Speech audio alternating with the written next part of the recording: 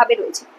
এইবার দেখো ভালো করে একটা জিনিস খেয়াল করো, এখানে পরের টপিকে চলে এসো, যে টপিকটা কিন্তু ইউপিএসসি জিএস 2 তে নেই, তাহলে কোথায় আছে? ইউপিএসসি জিএস 3 তে আছে। ঠিক আছে, কোনটা? Role of external state and non state actors in creating challenges to internal security.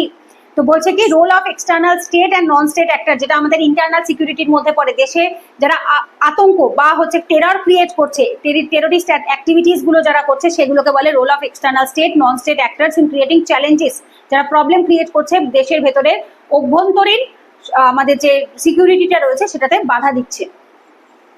এরপর আসে security challenges and their mandate management in border areas, linkages of organised crime with the terrorism. তো এই যে দুটো টপিক দেখতে পাচ্ছ, role of external non state state and non state actor, আর একটা security challenges and their management in border areas, এই দুটো টপিক কিন্তু ইউপিএসসির ক্ষেত্রে কোথায় রয়েছে? জিএস 3 তে রয়েছে। সেটা ডাব্লিউবিসিএস এ আমরা কোথায় দেখতে পাচ্ছি? জিএস 2 তে দেখতে পাচ্ছি।